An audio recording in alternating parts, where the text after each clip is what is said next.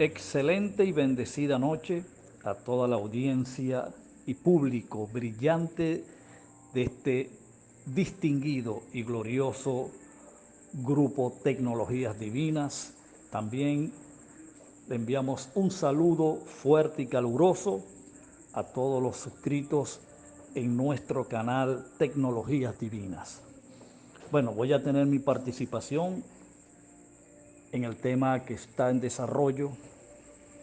Interesante. Yo diría, forma parte importante de lo que sería el ABC o la iniciación de lo que es la dimensión plenitud. Es totalmente cuesta arriba, diría y aseguraría con toda propiedad, poder entender lo que es la plenitud de Dios dentro de su dimensión sin haber entendido lo que fueron las implicaciones dentro del marco de las consumaciones de todo lo que estaba escrito. Jamás un entendimiento podría transicionar veraz y eficazmente, pudiera trascender y operar en esta plenitud que hoy nos asiste sin haber entendido las implicaciones de lo que fueron las consumaciones de todas las cosas escritas. Por esto creo que es un tema muy importante para quienes estamos evolucionando en la plenitud de Dios, para quienes hemos trascendido al año 70, que fue la fecha alrededor del cual se dieron y se cumplieron cabal, total y absolutamente todas las cosas que estaban escritas en el canon escritural. De manera que toda persona que desee operar en esta plenitud divina, en lo que es toda la plenitud de Dios, debe transicionar a lo que fueron los procesos consumatorios y sus implicaciones, incluso más allá de que toda persona que hace vida hoy en el planeta, sin importar su nacionalidad, su credo, su color, su lengua, su clase, simple y llanamente es, por naturaleza, plenitud de Dios. Sin embargo, no entender esta realidad, no despertar y evolucionar a esta realidad, no te garantiza operar en ella, no te garantiza obtener resultados satisfactorios, resultados benéficos, resultados que simple y llanamente están planteados, están establecidos para bendecir nuestras vidas, por causa de la aplicación y la operación de esa plenitud, que es por causa del entendimiento, producto del descubrimiento, el despertar y la evolución del mismo. Entonces, hay muchos factores que nos desafían, que nos impulsan, nos inducen a avanzar, a evolucionar en esta gloria. Y para ello, una vez más, es importante entender las implicaciones que hubo en la consumación de todas las cosas escritas. Ahora, a mi juicio, y esto lo digo a título personal, las implicaciones que hubo en todos los procesos consumatorios de todo lo que estaba escrito es un sinnúmero, es un conjunto numeroso de implicaciones que bien pudiéramos pasar lo que queda de este año 2020 y cubrir todo el año 2021 aproximadamente para poder abordar todas y cada una de las implicaciones que tuvo o que tuvieron estos procesos consumatorios de todas las cosas que estaban escritas. Yo hoy quiero referirme a uno en particular que a mi juicio es de mucha relevancia, de mucha trascendencia y trayectoria para una nación que se constituyó como la nación de los pactos. Cuando hablo de pactos en plural, hablo de los dos grandes pactos, como lo fue el pacto de la ley y el pacto de la gracia. Ambos pactos se hicieron con una nación. Ambos pactos señalaron a una nación que fue la nación de Israel, que se constituyó de 12 tribus, descendientes del patriarca Jacob, posteriormente llamado Israel. De manera que es importante poder ver la implicación, una de las implicaciones más importantes, repito, a mi juicio, en lo que fueron las consumaciones de todas las cosas. Considerar lo que esto significó para una nación que tuvo todos los privilegios, tuvo todos los beneficios, tuvo de su lado al único Dios sabio y todopoderoso, tuvo de su lado todos sus beneficios, su protección, sus recursos. Pues, ¿qué implicación tuvo para una nación con todos estos beneficios, con todos estos privilegios, que todo hubiese sido consumado? ¿Qué implicación tuvo? Y para ello yo quisiera tomar un célebre pasaje en las Escrituras, específicamente en el libro o en el Evangelio de San Mateo, capítulo 24, el versículo número 3, donde una vez de que Cristo saliese del templo, después de haber tenido una disputa, vamos a llamarlo así, bastante acalorada,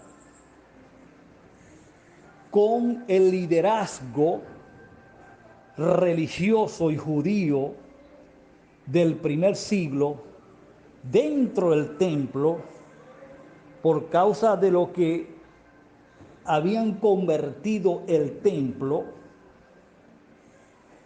Y en medio de esta discusión, en medio de este exhorto acalorado que Cristo le hace a este liderazgo,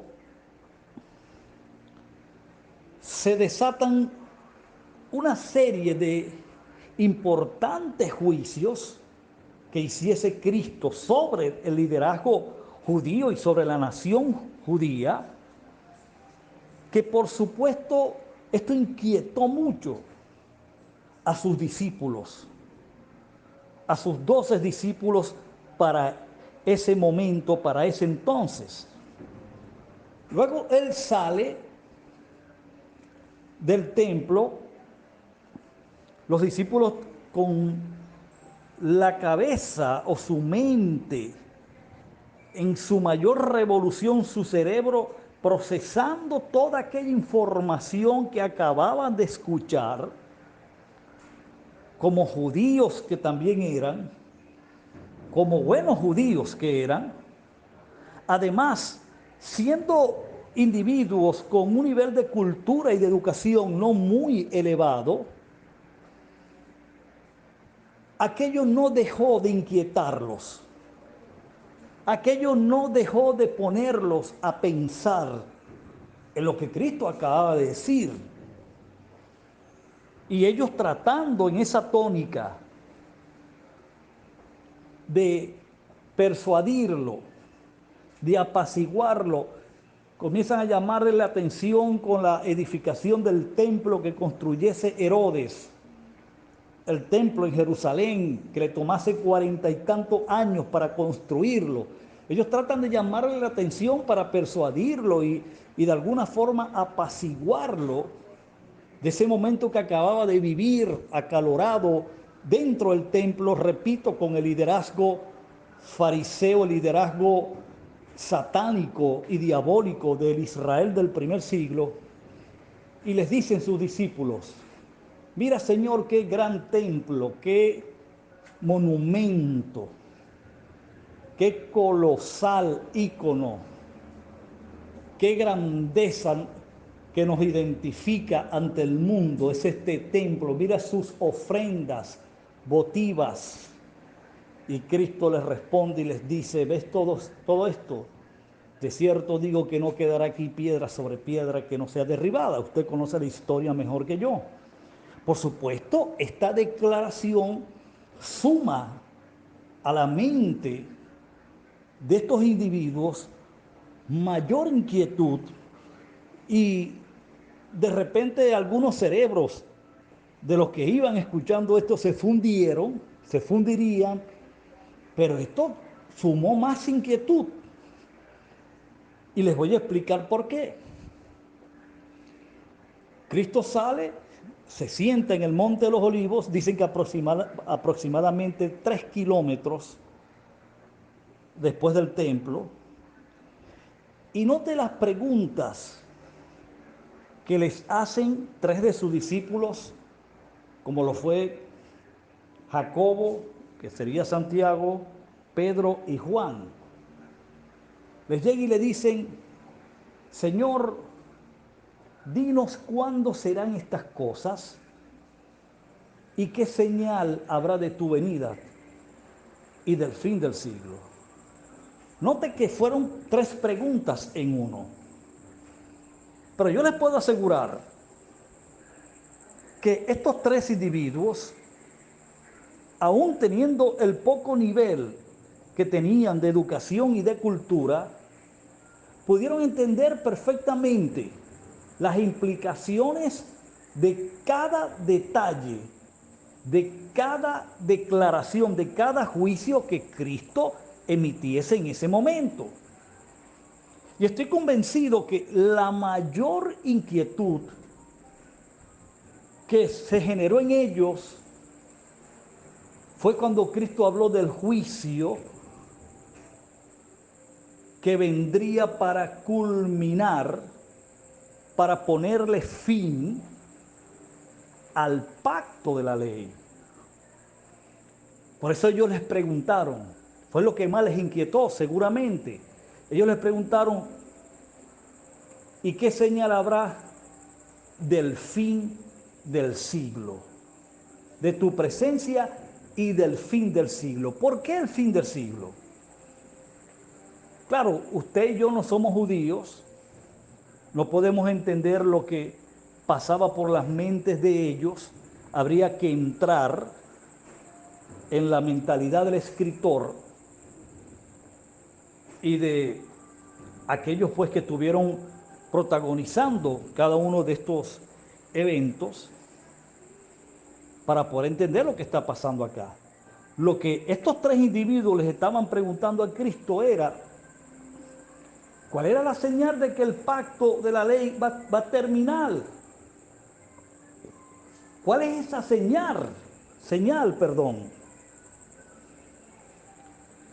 Porque si tú hablas que el templo va a ser destruido, que no quedará piedra sobre piedra, eso quiere decir entonces que el pacto de la ley va a culminar, va a finalizar, porque la señal inequívoca, el ícono inequívoco de que somos la nación del pacto, es justamente ese templo de pie, porque dentro de ese templo es donde se ofician los sacrificios de animales, las ceremonias, la liturgia.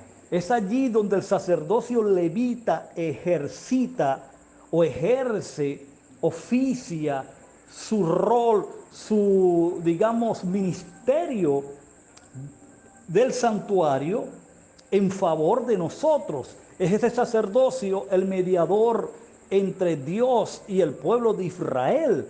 De que esto vaya a terminar, de que esto vaya a acabar. Entonces esto implica que nuestro mundo se acaba. Esto implica que los privilegios, los beneficios, los espacios, las herencias y todo lo que nos hacía grande, todo aquello lo que nos ponía como cabeza de las naciones, todo aquello que nos constituyó como reyes y sacerdotes en la tierra, como el especial tesoro de Dios, todo eso termina, todo eso acaba. Entonces, ¿qué queda de nosotros? ¿Qué va a ser de nosotros? Esa fue la primera pregunta que demuestra la inquietud y la preocupación en estas personas. Porque observa algo, observa este ejemplo. De repente tú estás en una planicie de unos 50 kilómetros de diámetro de planicie, y así hacia tu horizonte, en los 4 puntos cardinales, tú ves por una vida completa, colócale 30, 40 años, temporales lluviosos, ves centelleos, relámpagos, truenos, ves también así a lo largo un mar embravecido, un oleaje que rugía fuertemente, una brisa fría, abrasadora, qué sé yo, que te aturde.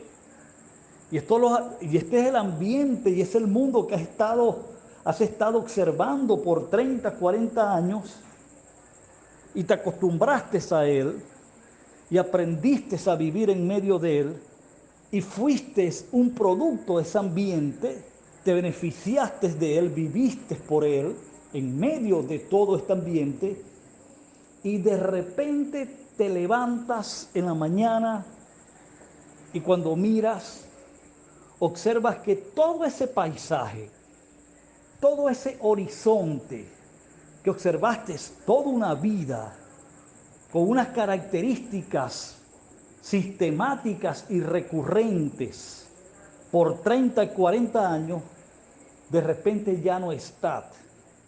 De repente lo que miras a lo largo del horizonte es un sol brillante, abrasador. Lo que miras hacia lo largo de la planicie, de la tierra, es como un humo que sobresale de lo cálida de la tierra, como un vapor, y aquel calor abrasador que te agobia, que te pone mal. Entonces comienzas a extrañar el mundo que te formó, el mundo en el que aprendiste a vivir, el mundo del que te beneficiaste por toda una vida. Esto fue exactamente, este ejemplo nos ilustra la preocupación que había en estos discípulos, porque ellos entendieron la implicación que tenía que la ley fuese consumada. Ellos entendieron perfectamente que todos esos beneficios como nación del pacto terminaban. Todos esos privilegios, todas esas comodidades, todas esas grandezas de ser nombrados ante las naciones como la nación del pacto, todo ese miedo y terror que las naciones le tenían a Israel por causa de su Dios y por causa de ser ellos la nación del pacto, todas esas riquezas, esa tierra que fluía leche y miel, esos suelos enriquecidos de todo tipo de minerales, hidrocarburos, etcétera, etcétera,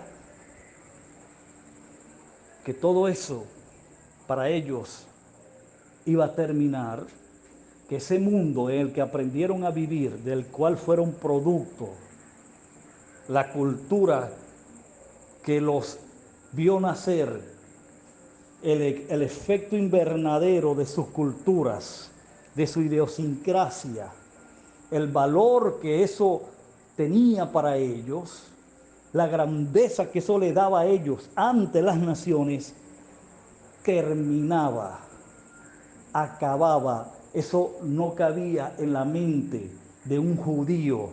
Eso era totalmente inaceptable para un judío. Eso era como entrar en shock. Eso era como la humillación más grande que pudiera tener un individuo. Esa fue la pregunta que le hicieron. ¿Y cuándo será estas cosas y el fin de la ley? El siglo allí es la palabra del griego aion, y eso implica la administración de la ley. Eso implicó que ya no iban a ser más la nación del pacto.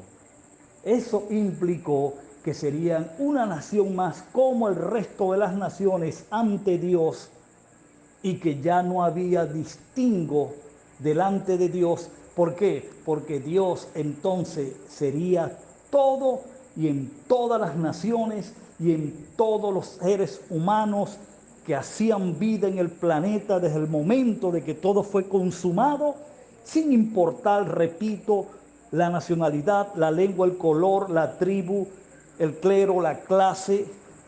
Todos ante Dios serían iguales. ¿Por qué? Porque Dios sería todo y en todos. Pero eso no lo entendieron ellos en ese momento. Ellos lo que entendieron que su mundo se les acababa. Oye, si yo aprendí a vivir y he vivido toda una vida de esta forma, ¿cómo me dices ahora que ese mundo se me acaba? ¿Qué mundo viene entonces? Fue lo que le tocó aprender en toda la trayectoria del primer siglo. Fue lo que les tocó aprender a la medida que la luz del Eterno dentro de su ser iba iluminando su entendimiento. Iban entendiendo cada kairos, cada manifestación de los procesos divinos que se llevaron a cabo para consumar todo lo que estaba escrito. Cada eventualidad profética era lo que iban ellos despertando y haciéndoles ver hacia dónde se dirigía todo aquello que indicaba la consumación de todas las cosas escritas. Bueno, amados reyes y reinas, de esta manera concluyo con este tema tan importante como lo es. ¿Qué implicaciones tuvo la consumación de todas las cosas escritas? Así que un abrazo a la distancia y seguiremos en contacto.